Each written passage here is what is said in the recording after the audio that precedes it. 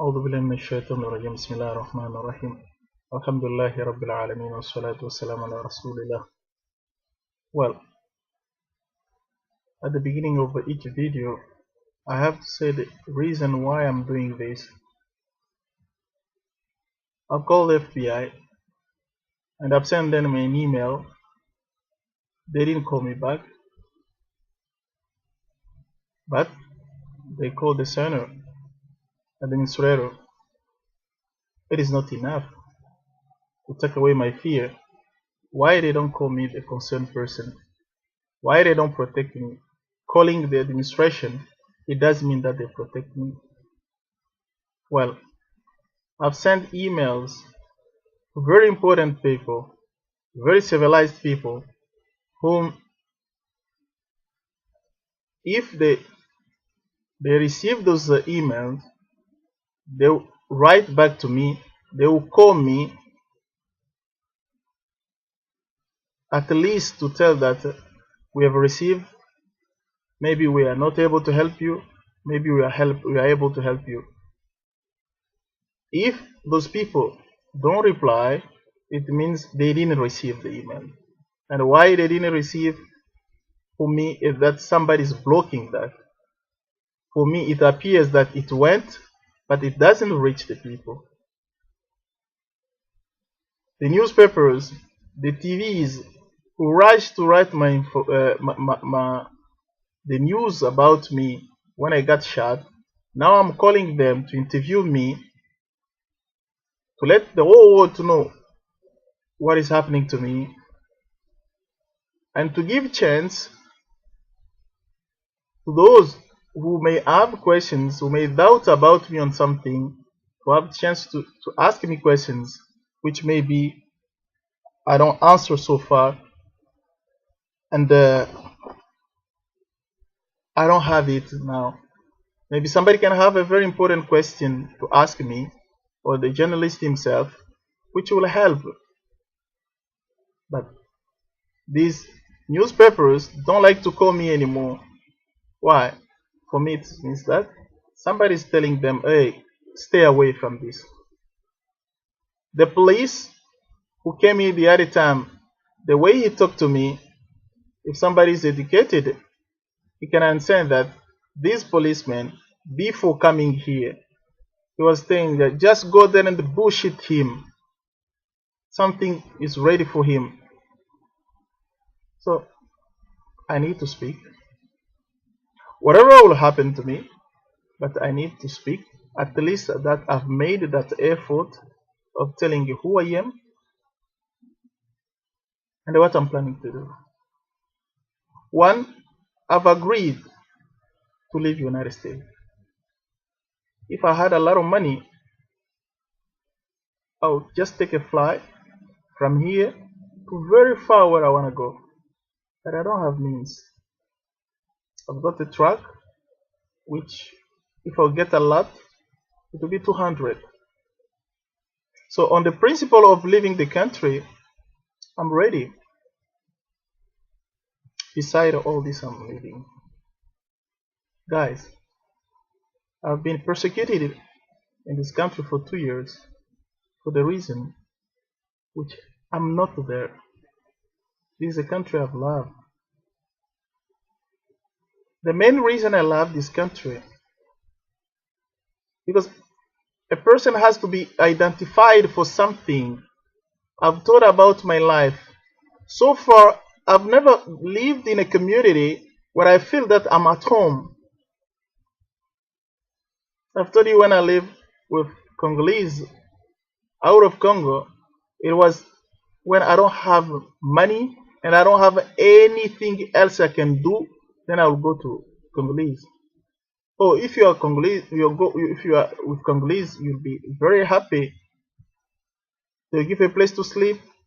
Mainly, they give you music and a girlfriend. This you will not miss when you have Congolese. And the other time, I wasn't really practicing Islam, and I think these are the things everybody likes, especially me who lived all my life chasing girls, going to bed with them, doing whatever I want to do with them. But even though I didn't feel home where I'm with Congolese, I don't say they were bad people, but I don't feel it. Sudan, the same. I've never lived in a Liberian community, but even in Sudan, even to the people I believe that they are my people, I don't feel that I'm home. Tanzania, the same. I don't feel that I'm at home. So, with this lack of a nationality, I was trying now to find mine, to create mine, and I didn't find another one than the United States. Believe it or not. I was preparing to make this my country, to be proud of it, to be more proud of it than I used to be outside. People may say that if I'm proud of United States, what are the things I was saying online, on telephone with the other women and the whatever? You don't know how I'm affected with the situations. Guys, when I came to United States, I knew some cases of racism, but with all I read, for me it was that in the United States, the second group of people, it's African American. For one reason that I knew about Martin Luther King, I knew about Rosa Parks, and all those activists. So, believe it or not, if all the other races came to be respected in the United States, blacks have done something. Black people have done something so that United States is what it is today in terms of freedom. So I came in my mind that if, of course, I'll find black people, they are not the first class of people, but they will be the second. You don't know. For me, who was very affected by circumstances and especially by racism, the way I saw black people in Atlanta, nobody respect them. African Americans, nobody respect them. Not white men respect them.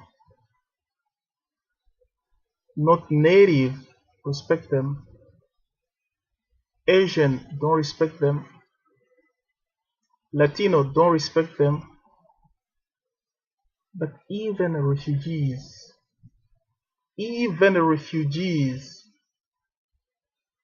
who have another color don't respect them. But this is my color. This is my race. Do you understand the shock which I received? Do you understand the psychological state which I was?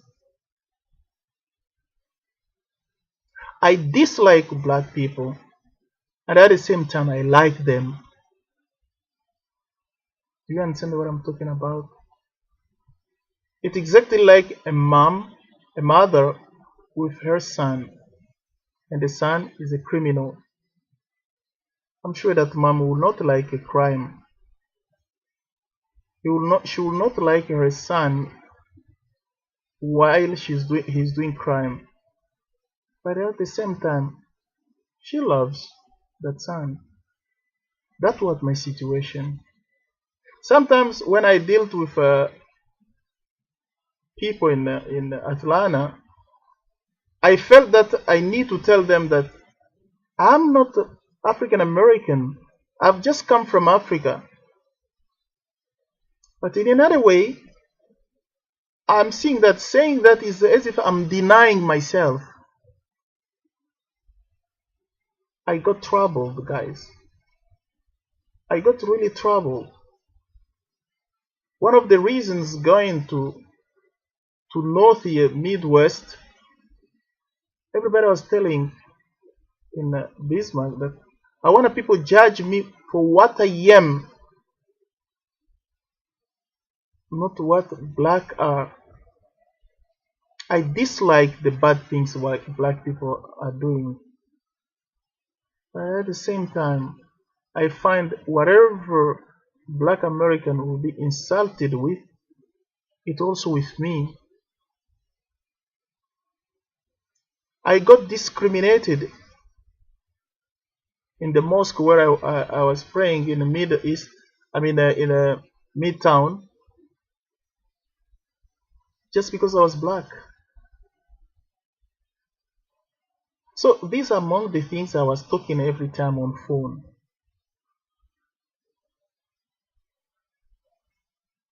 I was born activist. This is in my blood. I was born activist.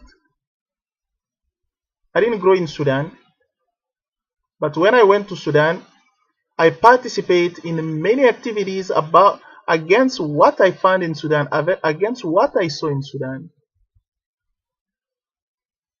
This is my situation. I would like somebody to bring a proof that he has seen online or somewhere. I remember, as I've told you, I have now to speculate to see maybe because of this, maybe they think me badly because of this. Before I came, I created many emails and I put things on these emails. Many of the things they were related to Islam. I'm a writer and I'm always think to spend all my life writing novels, fictions, but also non-fiction books, especially about Islam, women in Islam, girls in Islam, recreation in Islam. All this, I wrote many titles because whenever an idea came in my mind, I put it down and I say maybe in the future I'll have. So I saw there was in Islam, in Islam, in Islam, in Islam, in Islam. I said this can spoil my chance of going to United States. If I put it in my USB, it won't be good. So I put them in an email, another email I've created, and whenever it was Islam, Islam, Islam, I didn't write. If somebody will have a chance of my computer right now, he will see that there are titles of many books which I haven't yet written those books. But I know that I need to have a title, maybe to write 2 sentences to give me an idea. Whenever I'll come back, I'll see. But all these things, because I've got girls and things like that, I've planned in my life to write many books about females. So whenever it was to write Islam, Islam, Islam, I was changing. But I know that myself, I'll remember what is it. When I came here, I think I opened it once, twice. Then it happened that I lost the small notebook where I had those information. The password and of those mails. Then I forgot everything there. Thanks God, as I am in here, I've got in my mind, because whatever something comes in my mind, I write down so that I don't forget. So I keep speculating, hoping that maybe these people are saying this, because of they have seen this. But I would like somebody to bring it to me and say, this is enough that you get killed. This is enough. When we shot you, it's because of this. It's enough to us. About internet. When I was in Sioux Falls, every day after I finish my job, I will try at least to stay 5 minutes online. People may think that maybe I've got a very special way to communicate with people outside. I don't know very much stuff of IT. It's just because you guys, your job want that you don't trust anybody. You get being very pessimistic, very cynic. But it has to have a limit somewhere. It must have a limit somewhere. There is a place where you have now to use your brain. I enjoy every day when I put my $50 there to check how much it is, especially when I was paying my debt of the vehicle to the bank and all these things. I want every day. I mean, since you know more about me, you know how much time since I have access of the internet here day and night. You know how much time I spend internet.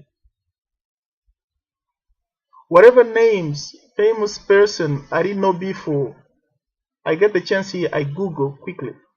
Whatever event I didn't hear before, now I Google here. But it doesn't mean that I've got a very, technical way. I don't know which technique I would use to communicate with people outside online, which FBI wouldn't know that. Oh, I'm not that smart, man. I'm not that smart. You fabricate all these things. Well, let's speak about Sudan first of all. The first reason of moving to all these countries, as I said, as many Africans, it is just to look for life. I moved a lot in Africa, as many Africans. For me, it was for two reasons. For many Africans, it's just one life, to look for better life. When I was in South Africa, I get a better life. But why I left there? Because I got deported for immigration reasons. Otherwise, I wouldn't leave South Africa to go to Sudan. The two reasons for me was to get a better life and to try to find my origin.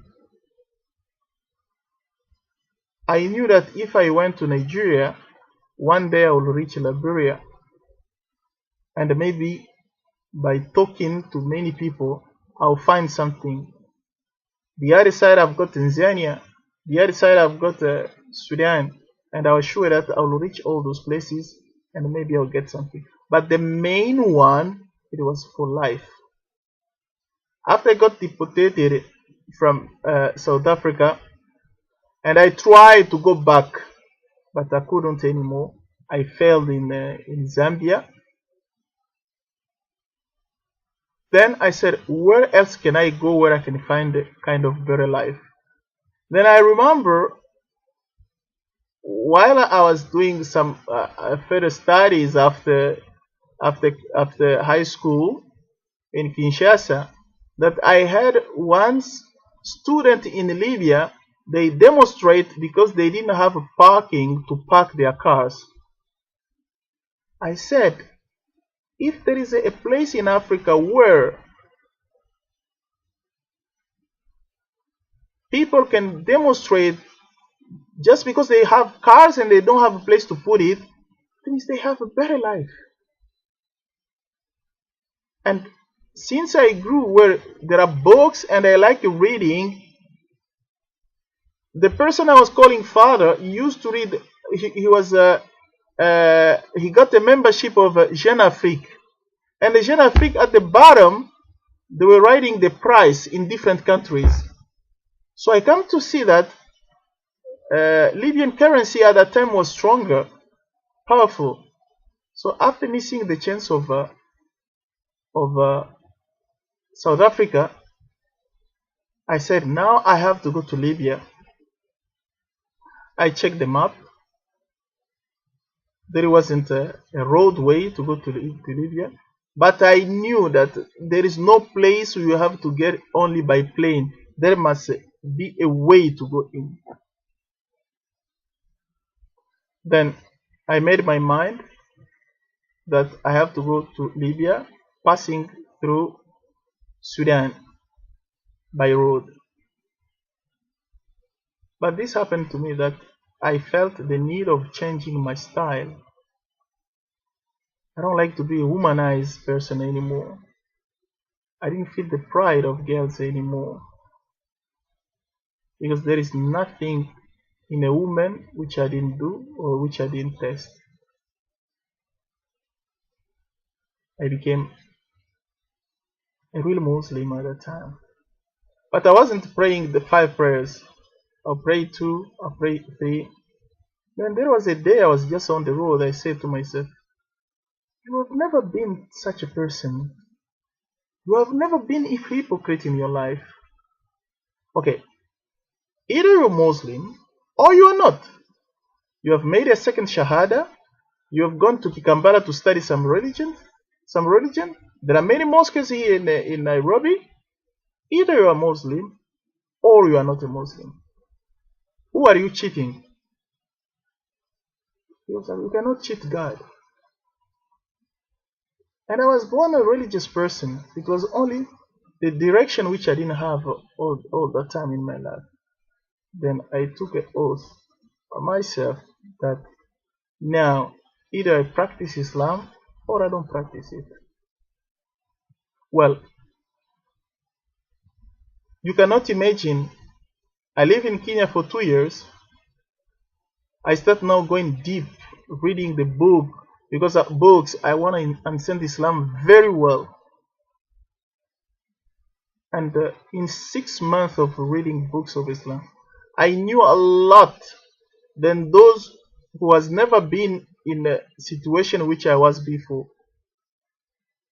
Since I like debate, people were already, when Muslims are in trouble somewhere with Christians, they love their religion but they don't know how to defend it, they will come and call me.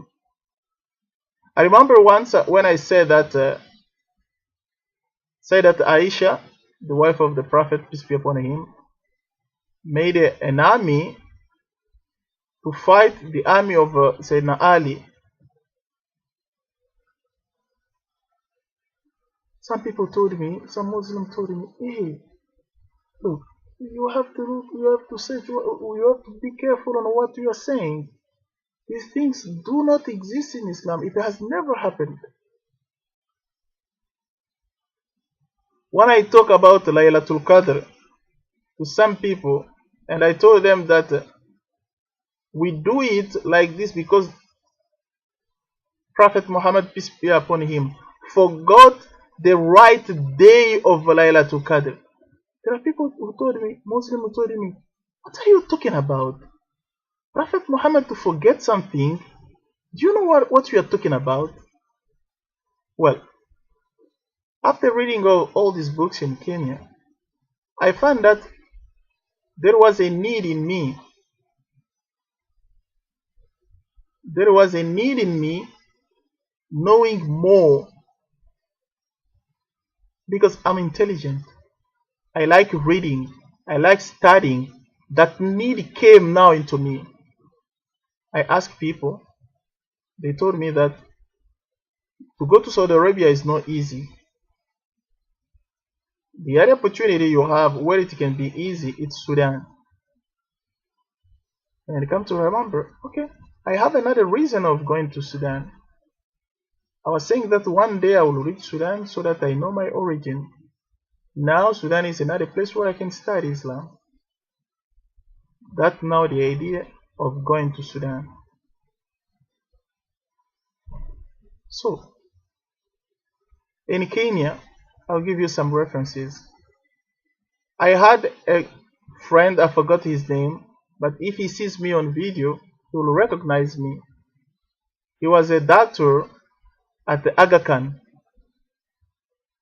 So Aga Khan is a very big hospital where bad people will enjoy blowing it. Why I didn't do it? Why I didn't do it? If you ask this man, you show him my picture, he will recognize me. He'll tell you my life. Somali people, I didn't go to them, to their mosque. They've got Abu Bakr Islamic Center also in Isli, in Kenya. I think I went there rarely. And once I went there, they were fighting inside the mosque between Hawiye and Darot. This is I think the only time or twice I went there. But no building get blown in Kenya when I was there. Nobody got killed and they arrested me because I kill him or her. In opposite, I remember one day I put my life in danger because of these bad people in Nairobi in downtown. They used to cut necklace and whatever from women, and I warned a white woman that they are supposed to be killed by those people. But I don't remember somebody would tell me that something get blown there when I was there. I met French people. I went to their library, and also library people were asking me, were seeing me all the time. Man, I like writing and reading more than anything else. This book here of John Grisham, I've read it 3 times already. This is my best writer, John Grisham. But just this book, whenever I have nothing to read, I can read it again and again and again.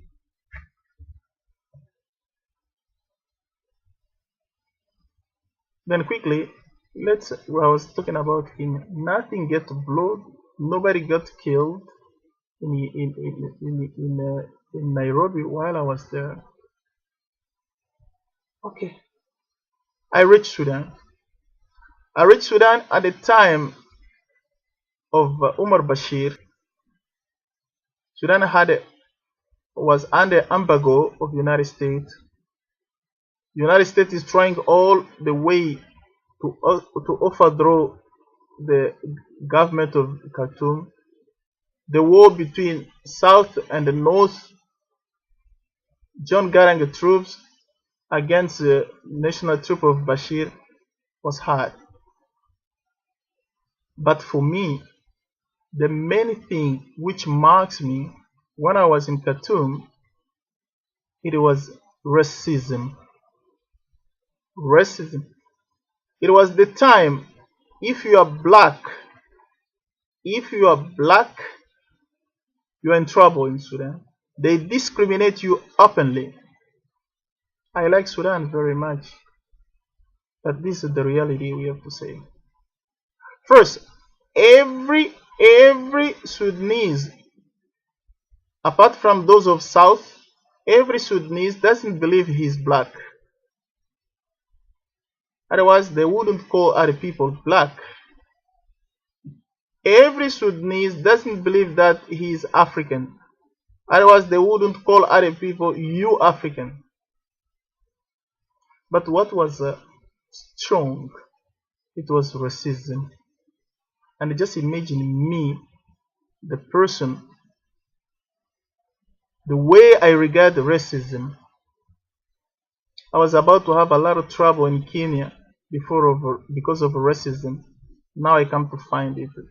To understand it is very well, take the 2 daughters of Obama. Look at the little color, the little difference of tint they have between Melia and Sasha. If they were in Khartoum at a time, Melia would be taken at the side of Arabs and Sasha will be rejected. Anything which was black was rejected. So guys, unless I'm playing games, how do you believe that me I can work for those people? Those people can recruit me. You don't know me. That's why you are saying like that. But the people who were close to me, they know me. Before I forget, let me give you some addresses of Khartoum where you'll ask about my life. I study at Jamaat Africa Al Alamiya, International University of Africa, called also Markaz. At that time, there was a dean called Babikr Kadilmari. That man contributed a lot in my marriage for his position of not by his money but his position of dean. This man knew me personally. If you go to him, he will give you about my life. I lived mainly in Khartoum in a place called, in an area called Salama. Go there, show them my picture. They will tell you the type of life I live there. The distance I took with people made that rare of the people came to my house. The same you have seen me in Atlanta. I don't visit people. People don't come to me. This is the way I live all my life. When I talk to people, people like me very much. But myself, I know that I'm not very sociable. Look, Congolese who knew that I live in Congo and their life, the way they live, go to the embassy of Congo in Khartoum, ask the Congolese who know me, they will tell you that no Congolese came to my house. I didn't give a chance of no Congolese to come to my house. Some are still in Khartoum. I heard that one is a tailor, and I left when I was there. I left him. He was a tailor, and they told me that he's still a tailor. Some they work now in the embassy. Go and ask them. Show them my picture. They will tell the type of person I was. So I reached Khartoum in apartheid, in the racism time. I'm not gonna give a lot of examples of racism, the way it affected me and the way I rejected it.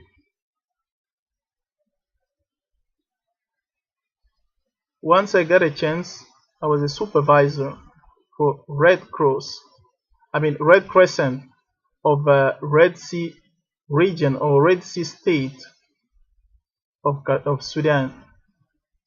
Hilal Ahmar of Bahar Ahmar. If you go to Port Sudan, to the town of the city of Port Sudan, go to Red Crescent, show them my picture. If they know me, everybody will tell you that they know me. So they gave me a little job supervising a kind of rest house where whenever the staff of Red Crescent for Sudan, they come in Khartoum, they will live there, they will stay there instead of going to the hotels.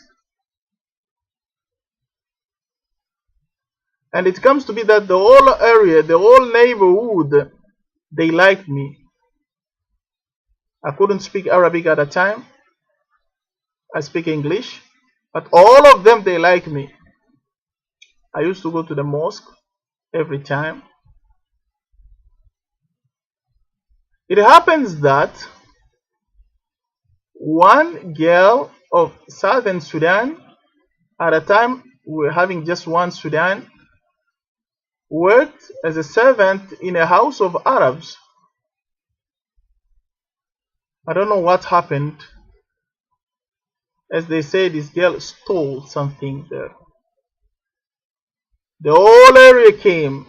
The whole neighborhood came. They took the girl outside. They came. They pulled all the clothes out of that girl, except the underwear. And they were about to pull that underpants when me I arrived there.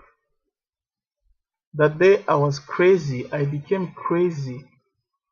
I cannot explain the way I did with people when I find that that girl was almost naked in front of more than 50 people. They are pushing her. They are doing this to her. They are doing this to her. I was the person God sent to save her. And I started abusing, I started cursing those people. You munafiqeen, you hypocrite. You see the way we are doing. Is this Islam? Is this what? What? I mean, the word munafiq in Arabic, hypocrite, I knew it already. And all those things which Arabs don't like, which are in Quran, I knew. But also, I don't blame. I don't say every Arab is bad person. I don't say that. These are among the experience I had in Khartoum and almost in all Sudan. So unless you know me, I need some privacy here, please. Unless you know me, you cannot think that I've been recruited by anybody. Okay, once happened a trouble at a university, International University of Africa. African student, mainly student from Mali and West Africa, got problem with the administration. Everybody who knows me knows automatically in which group I will be. I was in a group of students, but some students were in a group of Arabs in the administration.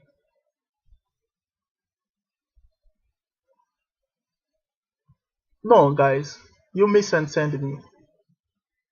I look nothing from outside, but I know from inside who I am. It's only chance which I didn't yet find in life. I would be a great man. I always think in me until you destroy my life that I will be a great man. I was sure. And a great man cannot be manipulated. Nobody has done that in my life. Nobody has manipulated me. Not white, not black, not Arab, not yellow, not even a woman. Not even when I was humanized, a woman succeeded to manipulate me. If a woman would manipulate me, she would reach the point of I have sex with her where I don't like it. I think that's the only thing women could manipulate me in the past and in the present. But to manipulate my mind, nobody has been able to do that. Nobody. I'm intelligent enough to know what is wrong and what is good. What says the Quran? Everybody can interpret the verse of Quran the way he likes. But I'm not stupid to take the interpretation of another person. I'm intelligent enough.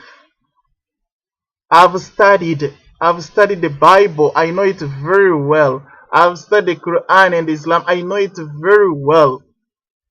I cannot be manipulated by a person.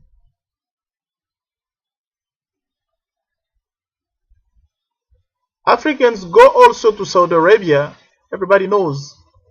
Jeddah, Mecca, Medina, especially at the time of Ramadan. Everybody knows why. To look for money. Because at that time, Arabs, they give money to people. I had money in Sudan at that time to go to Saudi Arabia. You know why I didn't go?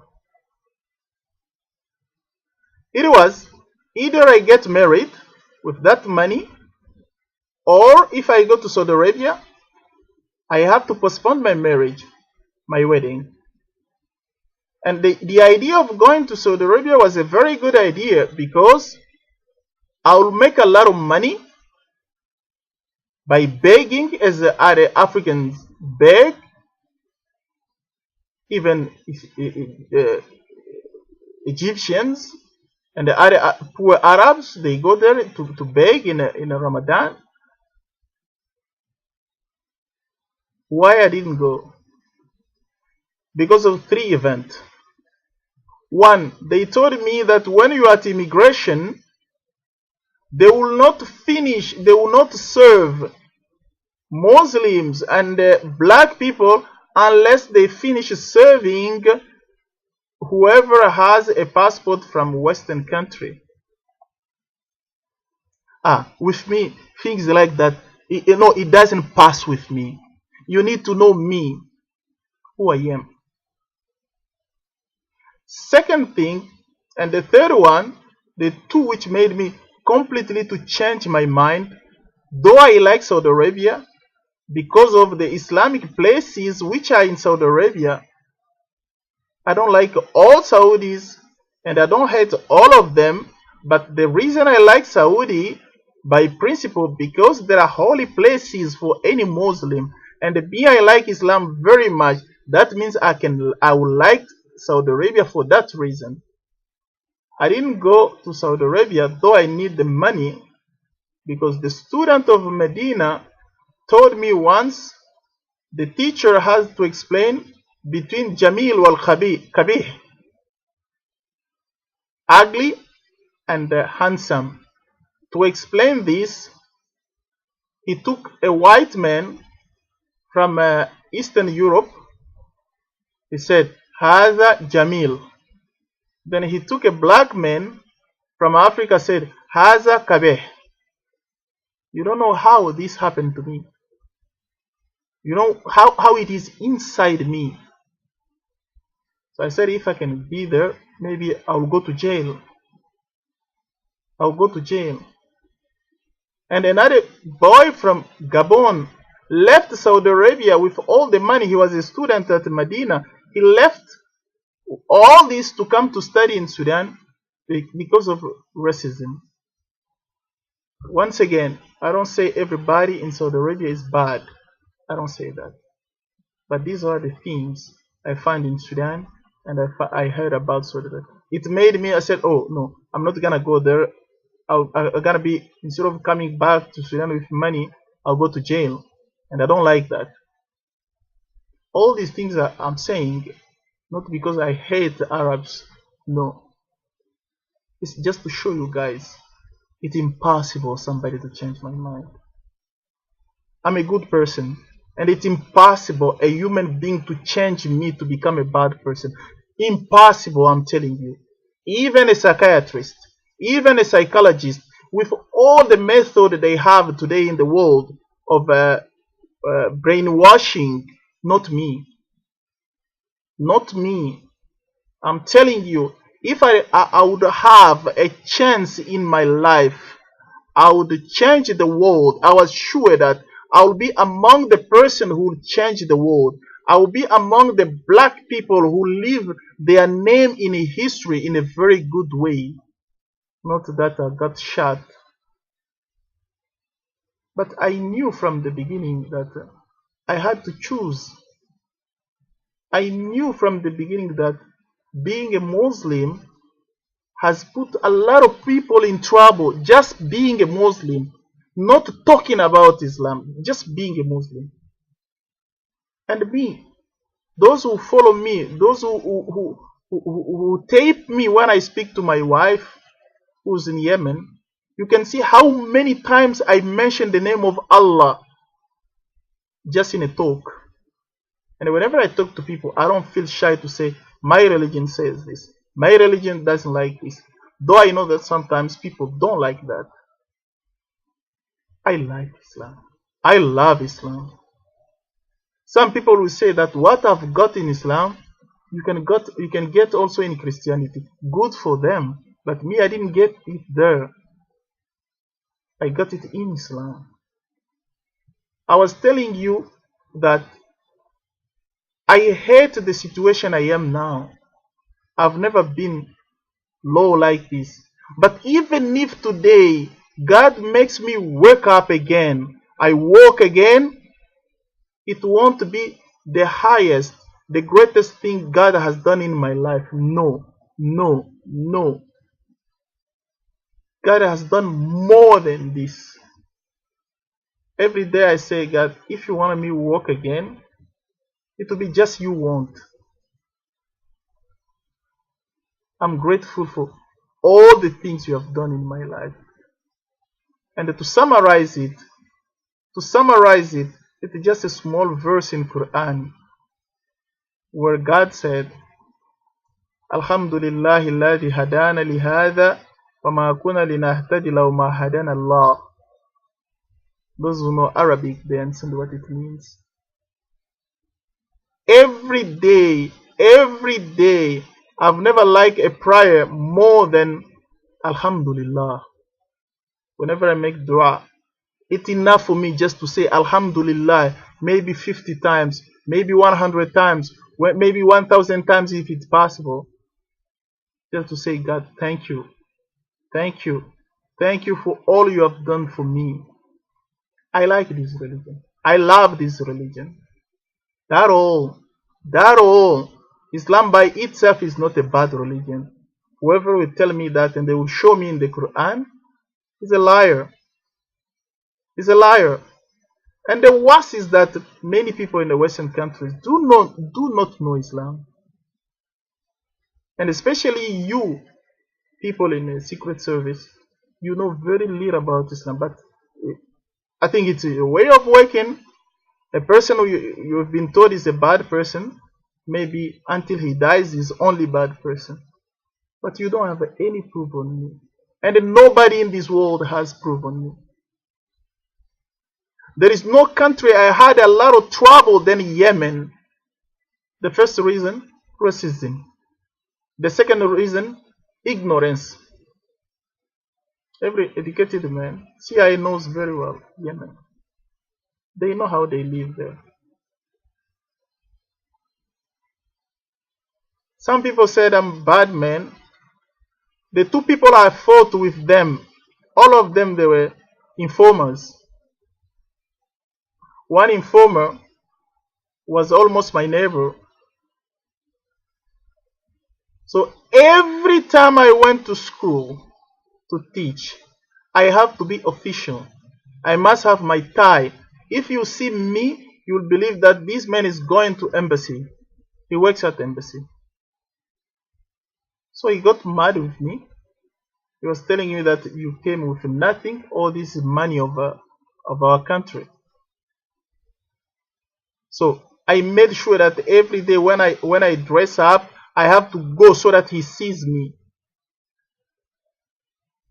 I'm stubborn sometimes, guys, and many times even. I knew he was an informer, and he wanted to threaten me just because he's an informer. Oh, I don't care about that. I think even you, one thing you don't like from me, because you want me to fear you, because you have guns, because you are FBI, you are Secret Service, you are very important in the United States. I have to fear you. Oh, I was not born like that to fear human beings. You have already put in my bullet in my back. I'm sure you are just waiting me there the day I will go out to kill me. Believe me. Believe me. If it were possible to curse you before I die, I will do that. But if you give me time, I will not curse you. Why? Because I will need that little time before I die to say my last prayer. So Yemen, with all the guns they have, and everybody knows that, I was doing because he wanted me. He didn't like me to dress up, and I was making sure that when I dress up, he has to go there so that he sees me. The other wasn't even an informer. He was a really secret agent because he showed me his card. He cursed me in the morning, I cursed him. He took me in the taxi and moved for more than 2 hours in Sana. They killed the black people as they like, and I was sure that I would be killed. They told me to apologize. I say I'm not gonna apologize at all. At all. And I didn't do that. I didn't do that.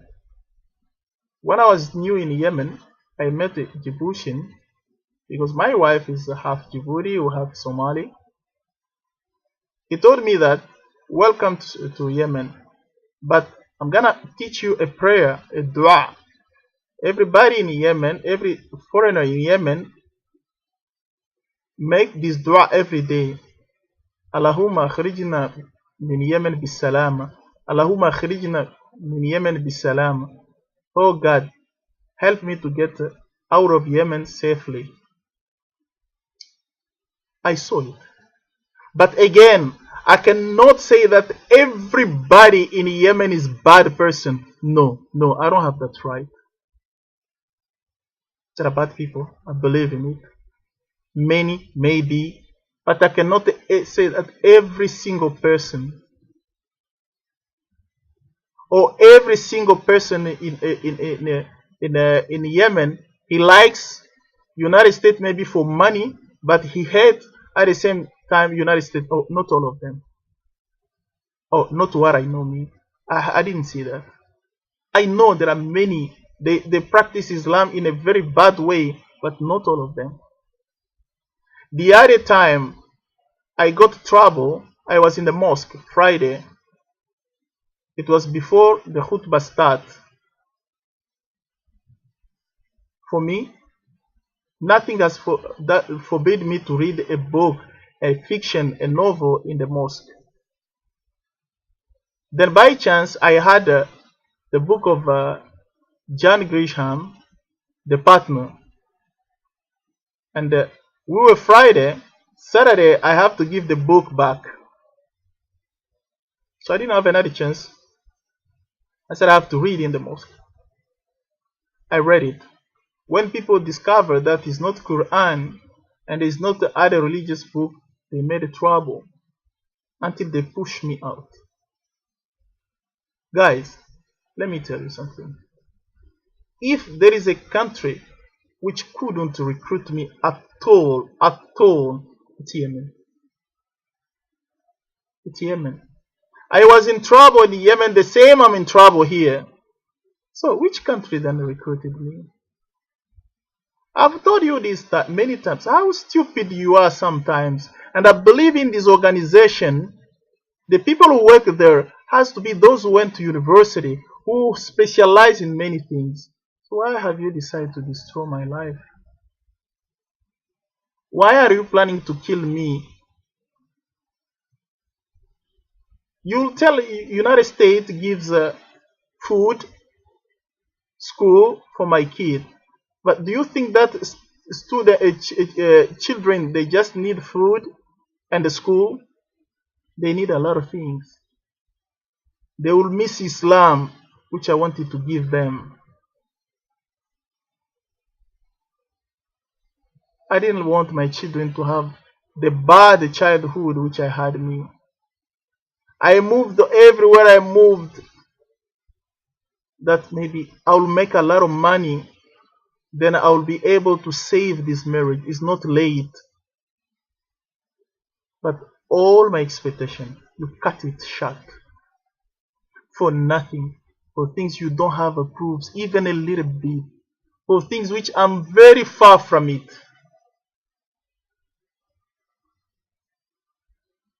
One thing I have understood here, and I didn't know, and I'm not that type. That's why I say I'm supposed to leave United States earlier. When that foolish Egyptian made the trail on YouTube abusing Prophet Muhammad, peace be upon him, the human being I love the most. I thought Muslims, United States, even if they won't demonstrate, but at least they will ask a lot of chance in on CNN and the other big channels to explain at least the difference between Muslims or that event, what is the place, if we are allowed to make a joke on the Prophet and stuff like that.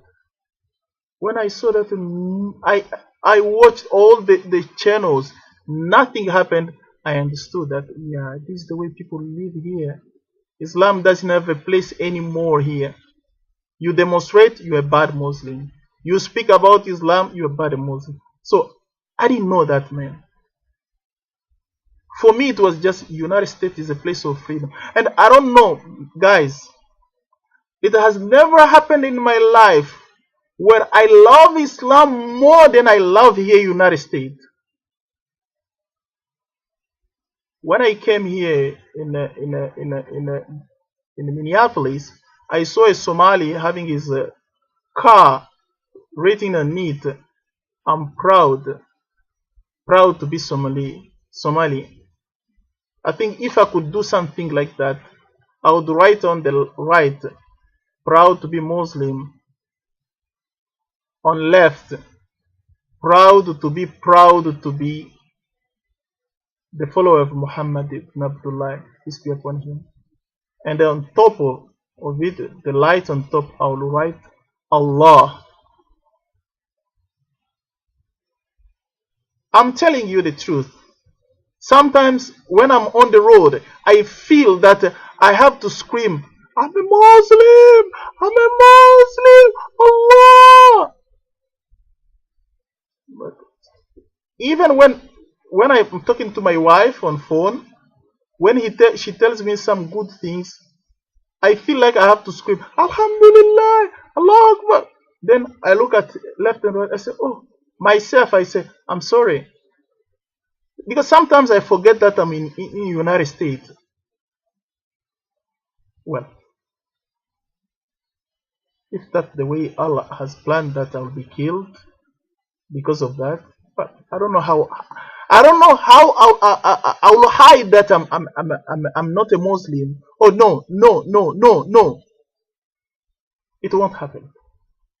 That I hide that I'm a Muslim. No, it won't happen. First, I know I'm a bad Muslim. Why? Because I don't go to mosque every time. I don't go Friday. I don't go even to pray. I pray here. But inside me, I know I love Allah and I love Prophet Muhammad. Peace be upon him.